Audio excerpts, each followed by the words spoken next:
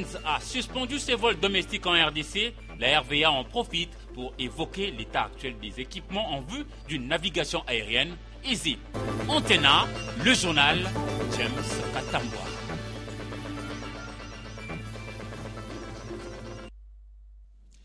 Une page magazine en toute fin de ce journal sur justement la suspension de vols domestiques par Corongo et cette mise au point de la RVA. La page magazine sera signée Solange Kwale. Bienvenue à toutes et à tous et merci d'avoir choisi la chaîne de référence pour votre information.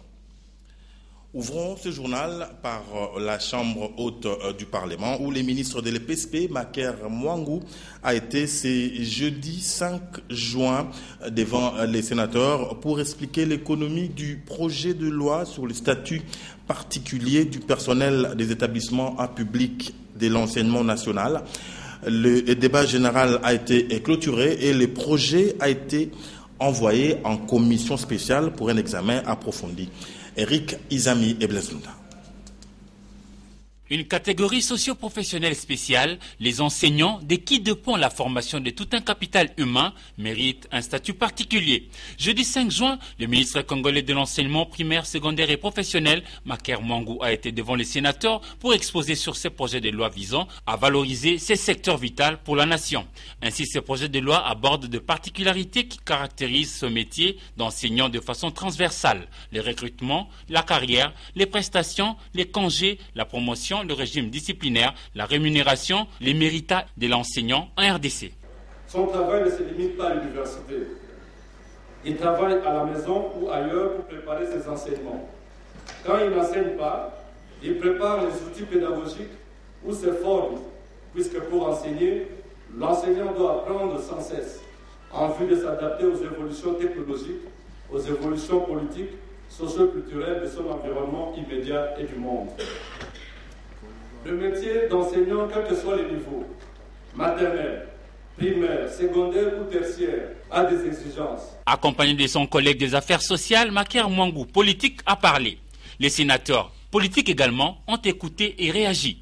Le bien parler des uns devrait conduire à la pratique du bien au profit des autres, enseignants, dans les cas échéants, pour espérer redorer le blason du monde de l'enseignement terni aujourd'hui en RDC.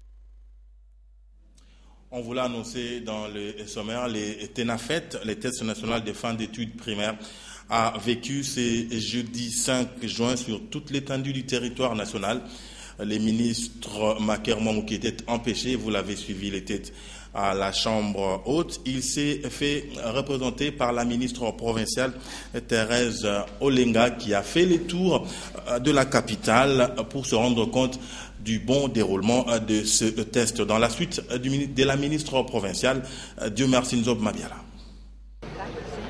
Maker Mwangu empêché, la délégation des cadres du ministère de l'enseignement primaire, secondaire et professionnel, conduite par la ministre provinciale de l'enseignement Thérèse Olenga, a fait la visite de 3 centres à l'occasion du TENAFEP, entendez test national de fin d'études primaires sanctionnant ce cycle. La tournée a commencé au complexe scolaire Mosengo à Kinest à Limete, ensuite au complexe scolaire tchèque Amadan à Lingwala Kincentre et enfin au lycée Bosangani à Gombe dans la partie ouest de Kinshasa. Aucun incident n'a été signalé. Quand on a été régulier et nous sommes dans le respect du calendrier scolaire, il n'y a pas de magie, il n'y a pas de questions qui viennent d'ailleurs. Tous ces items sont tirés de la matière.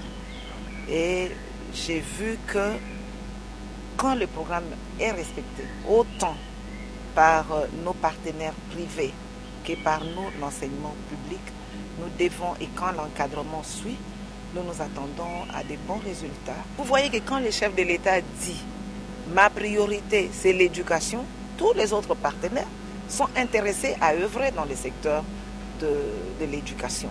Et donc, et nous avons un bon leadership qui se poursuit, qui se soutient. 141 000 élèves participent à cette épreuve à Kinshasa et plus d'1 million à travers le pays. L'on retiendra que la participation à ce TENAFEP varie entre 10 et 16 ans. Notre équipe de reportage composée d'Elisette Manou, Afrika Mujinga et Damien Maungu a recueilli les impressions de finalistes de primaire à la fin de ce TENAFEP. C'était aujourd'hui.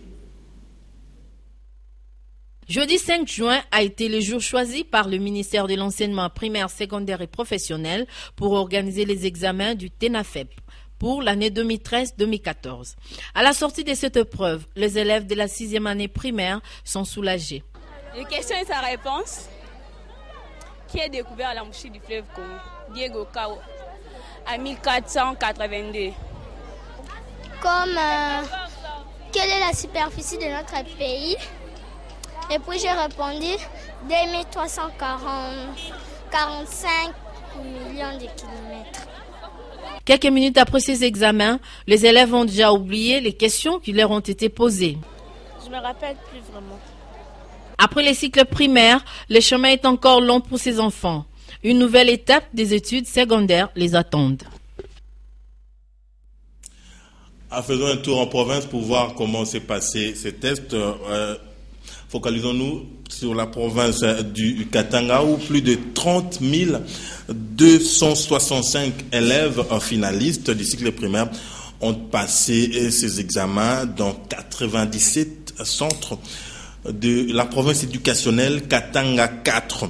Le lancement a été donné par le maire adjoint de Kolwezi au complexe scolaire Salvatore à 9h30. Heure locale, soit 1 heure de moins que Kinshasa. Plus de détails avec notre correspondant sur place, Marcel Kazanga, qui est toujours au téléphone par Domomat. 30 265 élèves finalistes du cycle primaire éparpillés dans 97 centres de la province éducationnelle Katanga 4, constitués du district urbano-rural de Kolwezi et celui du Lualaba, ont passé ce jeudi 5 juin 2014 leur test national de fin d'études primaires TENAFEP édition 2014. C'est à 9h30 heure locale, soit 1 heure de moins heure de Kinshasa, que le maire adjoint de la ville de Kolwezi a lancé officiellement les examens, tout en invitant les candidats de faire mieux. Deoda Kapenda Wakapenda. Nous sommes venus pour lancer l'examen de TENAFEP de l'exercice 2014. Tout ce que la mairie de Kolwezi attend, c'est que le meilleur élève de la République vienne du Katanga et plus particulièrement de Kolwezi. Est-ce que c'est faisable? Oui. Les candidats sont confiants et ne jurent que sur la réussite. Oui, je suis sûr que je vais réussir à mes examens sélectifs. Oui, je peux après à l'école. Si, je suis sûr. Oui, je suis sûr, je vais réussir. Oui, je suis sûr que je vais réussir tous les examens. Enfin, j'aurai même 76. Depuis Kolwezi, Marcel Kazanga, antenne A télévision. L'actualité, c'est aussi l'ouverture, c'est jeudi 5 juin 2014 à Kinshasa de la 5e réunion régionale des comités nationaux du programme hydrologique international en Afrique subsaharienne. Des assises qui réunissent environ 28 pays africains qui réfléchissent sur les renforcements des capacités en matière d'hydrologie. Nadia Koulenfouka Malala pour le reportage. Après le Nigeria et la Tanzanie, c'est le tour de la République démocratique du Congo d'abriter la 5e réunion régionale de comités nationaux du programme hydrologique international en Afrique subsaharienne. Ces programmes institués par l'UNESCO est pour les États membres un instrument permettant d'améliorer leur connaissance du cycle d'eau et par conséquent de mieux gérer et valoriser leurs ressources en eau. Ce sont les ressources en eau qui ont été touchées en premier lieu. Effectivement, avec le réchauffement de la planète, l'eau est en train de subir les effets de ces réchauffements-là. L'eau est chauffée, elle va monter dans l'atmosphère sous forme de vapeur, ce qu'on parle de l'évapotranspiration. Mais là où c'est un cours qui était saisonnier ou un plan d'eau qui était saisonnier, ce plan d'eau peut assécher. Il faudra qu'on tienne compte des effets du changement climatique sur les ressources en eau. Donc les eaux de surface, les eaux souterraines et les eaux atmosphériques. Les ressources en eau sont sans aucun doute un facteur de développement socio-économique et de croissance. Leur gestion en Afrique devrait s'inscrire dans une perspective de développement durable pour l'atteinte des objectifs du millénaire pour le développement. Voilà pourquoi d'importants efforts doivent être déployés par les pays africains, car la plupart n'atteindront pas l'objectif 7 relatif à l'accès à l'eau potable d'ici à 2015. Le monde entier célèbre le 5 juin de chaque année la journée de l'environnement. Pour cette année, les thèmes retenus étaient le changement climatique. Ceci dans le but de sensibiliser l'opinion mondiale aux problèmes environnementaux pour un développement durable. Paulin Kalamba et Domomata. Cette journée dédiée à l'environnement a été promulguée par le Programme des Nations Unies pour l'environnement et elle soulève régulièrement les questions essentielles liées à la protection de l'environnement, ses conséquences sur la qualité de vie des populations et la survie de notre planète. Le Programme des Nations Unies pour l'environnement a de ces faits établi une liste de points noirs sur lesquels un effort important doit être entrepris en toute urgence, à savoir la lutte contre la déforestation, la prévention de la qualité des réserves d'eau, la lutte contre la désertification et la sécheresse. Le constat du Programme des Nations Unies pour l'environnement est sévère car peu de ces objectifs ont été atteints et les cris d'alarme lancés à l'occasion de la conférence de Rio paraît jusque-là désespéré. Le développement économique est souvent pointé du doigt par les instances internationales qui tentent de promouvoir un développement raisonnable et respectueux de la planète, appelé développement durable. Pour cette année 2014, le thème choisi est le changement climatique. Les questions de coopération entre l'UNESCO, l'UNFPA et la RDC, ainsi que le renforcement de relations bilatérales entre l'Iran et le Congo démocratique ont constitué le socle des entretiens de ce 5 juin au ministère des Affaires étrangères. Le condensé de toutes ces audiences avec Patricia Mouli. Ce jeudi 5 juin, le ministre des Affaires étrangères Raymond Tchibanda s'est entretenu avec l'ambassadeur de la République islamique d'Iran en RDC. M. Amir Ali Shahidi a déclaré à la sortie de l'audience qu'il a été question des relations bilatérales entre les deux pays. Avec Abdourahman Diallo, nouveau représentant de l'UNESCO en RDC, il était question du renforcement de la coopération entre l'UNESCO et la RDC. Nous avons évoqué les autres domaines de compétences de l'UNESCO. La culture, le domaine des sciences avec l'environnement, le domaine du patrimoine et la communication et l'information. Nous avons insisté sur cette relation très forte qu'il y a entre l'organisation et la République démocratique du Congo. Le chef de la diplomatie congolaise, Raymond Tchibanda, a reçu la nouvelle représentante du Fonds des Nations Unies pour la population, UNFPA, en RDC, Mme Diem Keita.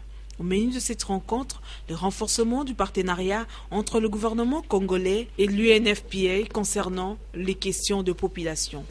Absolument. Il y aura des actions privilégiées non seulement à l'endroit de la lutte contre la mortalité maternelle, de la lutte contre la morbidité maternelle à travers la lutte contre les fistules obstétricales, des violences à l'encontre des jeunes filles, mais également des programmes en faveur de la jeunesse qui représentent un grand potentiel africain et du recensement général de la population et de l'habitation.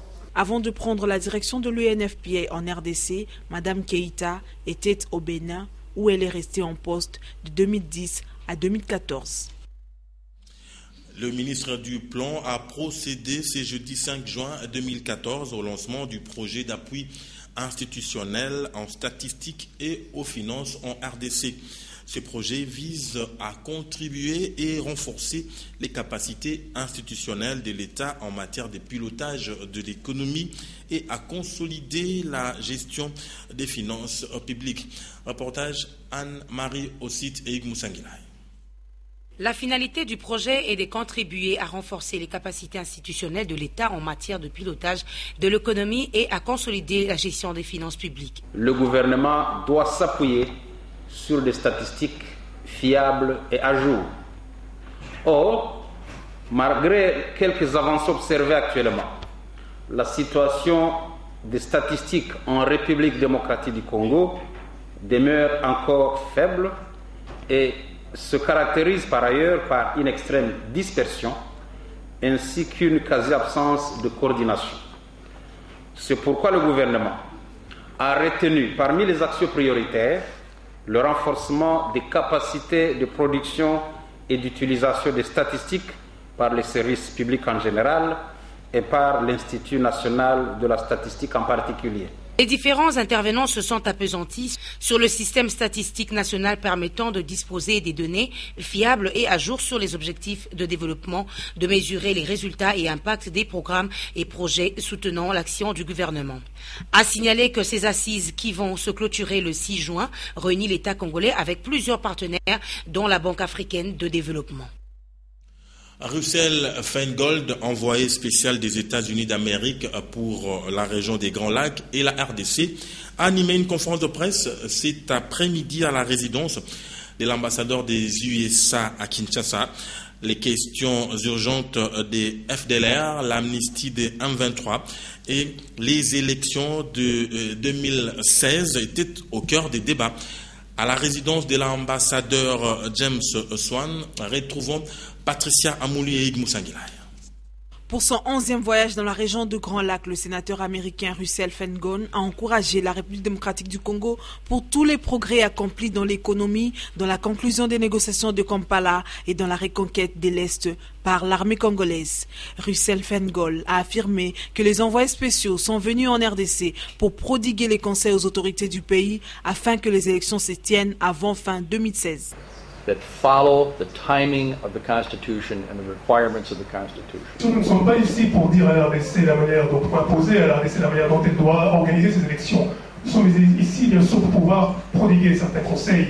Mais nous avons noté que le calendrier électoral partiel qui a été publié par la CENI, bien sûr, inclut les élections locales dont le coût semblera être assez élevé, sans pour autant inclure les élections présidentielles qui, à mon sens, sont plus importantes.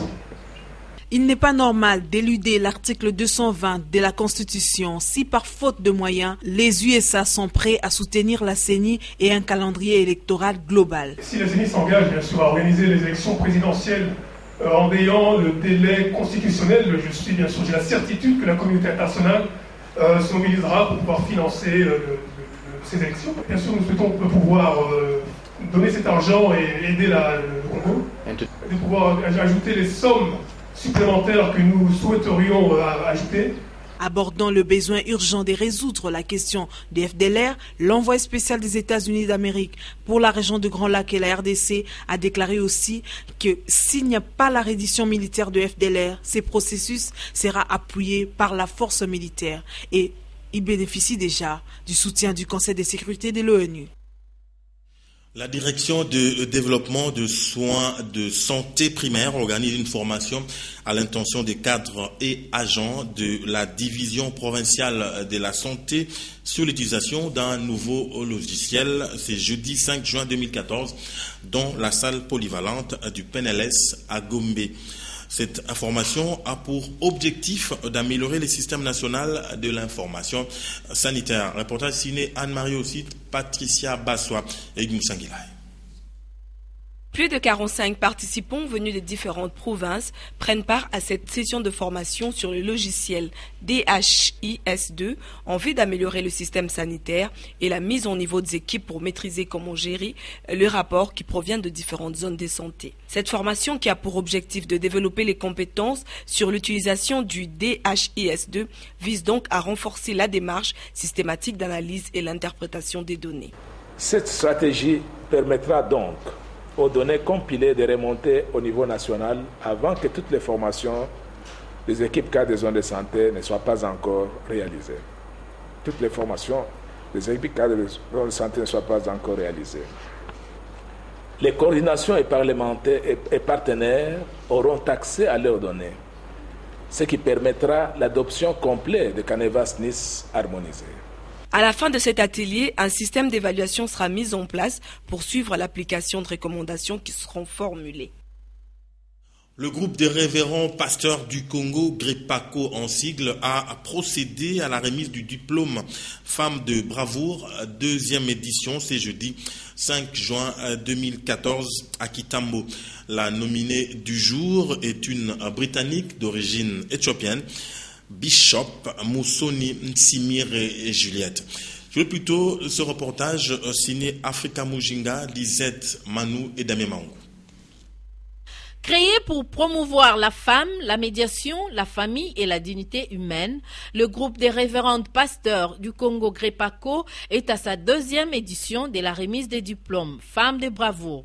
Récompenser la femme qui travaille pour le développement non seulement de la femme, mais aussi du pays s'avère le cheval des batailles des GREPACO. Après Madame Monique Kandé de la République démocratique du Congo, la nominée de cette 2e édition vient de la Grande-Bretagne. First of all, I'm grateful. Avant toute chose, je suis reconnaissante to God envers Dieu and all who have prepared this. Et envers tous ceux qui ont préparé cette cérémonie. Spite of what traditions have been doing. Peu importe ce que les traditions sont en train de faire. The women, les femmes, we as weak vessels. C'est vrai, nous sommes des vases faibles. Mais the one we are carrying within us, celui qui est en nous, is stronger. Il est fort. Quelles sont les motivations qui ont poussé les GREPACO à choisir cette lauréate à l'étranger? Lorsqu'on a une vision, il ne faudra pas qu'on soit limité. Il faut voir au-delà. GREPACO n'est pas seulement pour la RDC Congo. GREPACO, un collectif de femmes, mieux un cadre de convivialité des femmes qui tiennent à influencer dans le bon sens l'environnement et surtout contribuer au développement socio-économique. Rendons-nous à présent avec Lucie Mahamba et Natacha Bomongo à l'Académie des Beaux-Arts pour voir cette exposition des jeunes peintres. On nous dit que cette activité ira du 5 juin au samedi 7 juin 2014. Je crois qu'on aura ce reportage dans nos prochaines éditions. Tout de suite, faisons appel à Polydon Gazemi pour la revue de presse.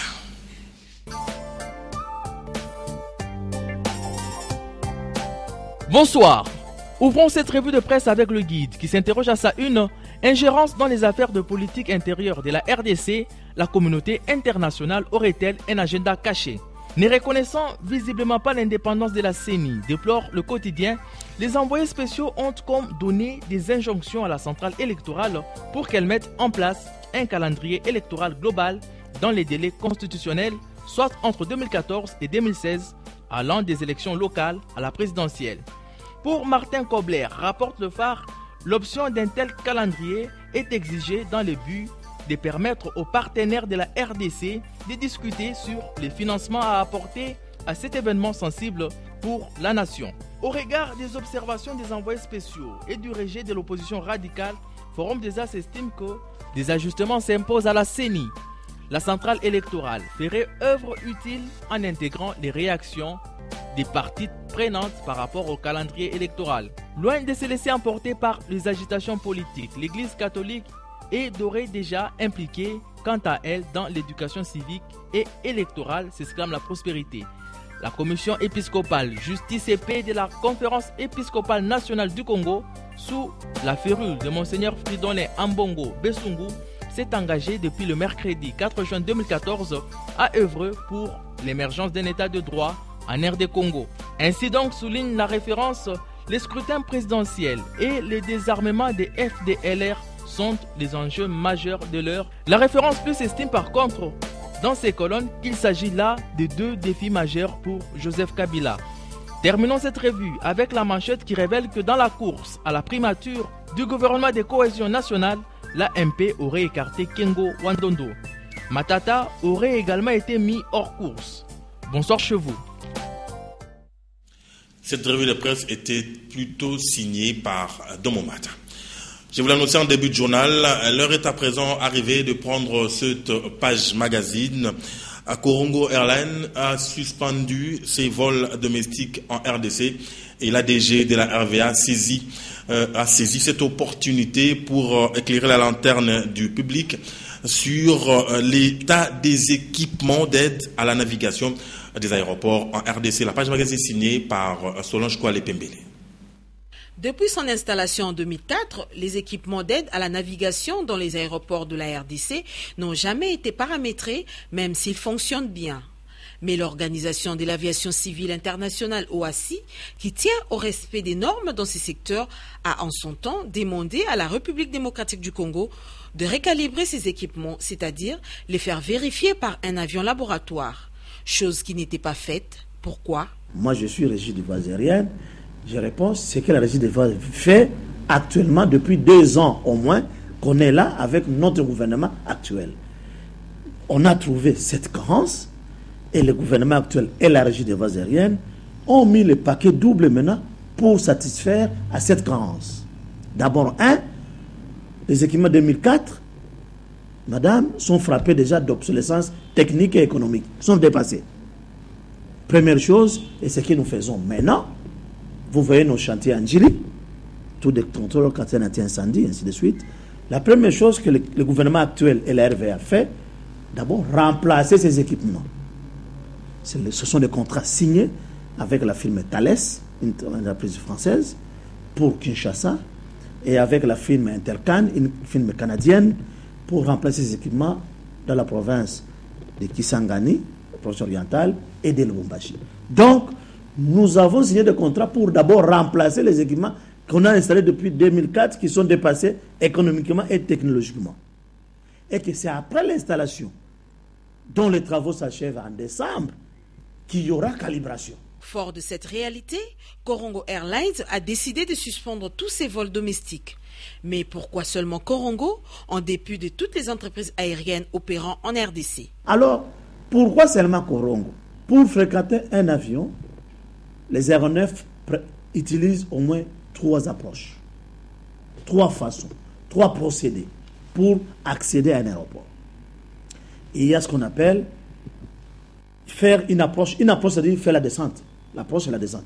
Quand tu es dans l'avion, on vous dit, madame, monsieur, le pilote a commencé la descente. Donc c'est ça l'approche. L'approche a commencé, le pilote commence à descendre. C'est là que les équipements commencent à intervenir.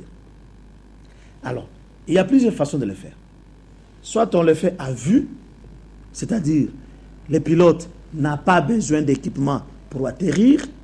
C'est le cas de certaines pistes, par exemple à Tchumbe, à Libenge, à, je ne sais pas, toutes ces pistes à l'intérieur, à Wembonyama.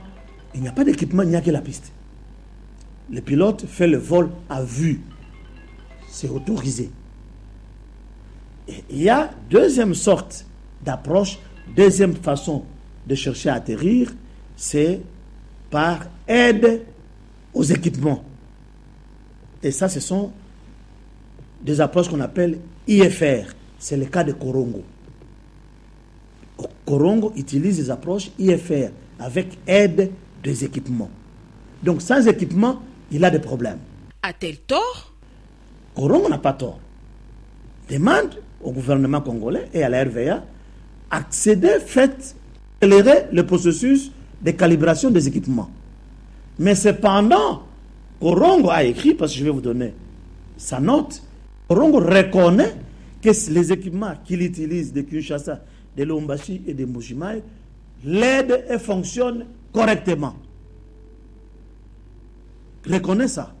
Mais comme M. l'OACI, qui donne un doute, parce que ce n'est pas fait en l'air, la calibration en l'air, Korongo dit, c'est un organisme international, bien que je m'en sers chaque jour, et je confirme, moi Korongo, je demande au gouvernement, à la RVA, d'accéder à cette calibration en ou au besoin, parce que je sais que les équipements marchent, je sais parce que j'ai la pratique, moi Korongo, demandons à l'OACI, suspendez ton communiqué, utilise la troisième façon d'atterrir qui ne demande pas les équipements. C'est ce qu'Air France, SN, Éthiopienne, CAA, les Airbus qui sont là, sont équipés de GNSS. De ces faits, la RVA rejette en bloc les propos lui collés au sujet d'une quelconque redevance réclamée à Korongo Airlines pour le paramétrage de ces engins importants pour les décollages et l'atterrissage des avions. Pensez-vous que l'entreprise Korongo, la compagnie aérienne Korongo, est plus riche que notre gouvernement? Pensez-vous que le gouvernement peut demander une subvention à une compagnie privée, madame? Avec toutes les réalisations que vous voyez qui se font dans ces pays par le gouvernement, madame. La calibration d'un avion coûte quoi? Ça coûte 500 000 $. C'est ça la location d'un avion. C'est 500 000 $. Après l'installation des équipements, l'avion laboratoire sera là. Après l'installation des équipements en cours. Naturellement, on a un problème, c'est par manque d'aide aéronef excusez-moi, dotés de la procédure ou des équipements GNSS. Malgré tous ces problèmes, la RVA rassure l'opinion quant au renouvellement en cours de tous ces équipements aéronautiques. L'opinion doit savoir que le gouvernement et la RVA conjuguent les efforts, travaillent ensemble pour résoudre définitivement ces problèmes de calibration en vol des équipements de la navigation aérienne. Pas seulement on calibre tout de suite les équipements qui existent, mais nous rassurons l'opinion que d'ici la fin de l'année, ce sont des équipements neufs qui seront installés dans les 3 aéroports internationaux dont les contrats sont signés, le financement garanti par la redevance IDF et par la BAD. Et ce sont des grandes firmes de renommée internationale comme Thales qui ont gagné ce marché. Et il en est de même pour le problème de l'électrification de nos aéroports. Si vous visitez nos chantiers, vous allez voir, il y a toujours volet caserne anti-incendie, centrale électrique. Des nouvelles centrales électriques sont en train d'être réceptionnées d'ici la fin de l'année à Kinshasa, à Kisangani et à Lubumbashi. Avec ces centrales électriques, madame, nous aurons un courant continu avec comme objectif coupure zéro, parce qu'il y a 4 groupes électrogènes qui seront installés dans ces centrales, qui sont déjà réceptionnés d'ailleurs à Kinshasa, sont en cours d'être installés et qui sont doublés des onduleurs capables de conserver le courant au moins pendant 15 minutes avant de faire la commutation vers les réseaux publics éventuellement. Donc, c'est une question de temps, c'est un processus, madame, mais nous rassurons l'opinion que les efforts sont en train d'être faits, les investissements en cours garantiront la sécurité de la navigation aérienne à coup sûr. Quoi qu'il en soit, il faut accorder un peu de temps à la RVA pour qu'elle remette toutes les installations aéronautiques à jour. Et il y a du travail car la République démocratique du Congo compte 284 aéroports, aérodromes et pistes d'atterrissage. En tout cas, c'est par ici que nous atterrissons et dans des très très bonnes conditions au nom de tout l'équipage. Et au mien propre, je vous dis grand merci pour avoir choisi notre compagnie. À demain, à la même heure, pour un autre vol. Merci.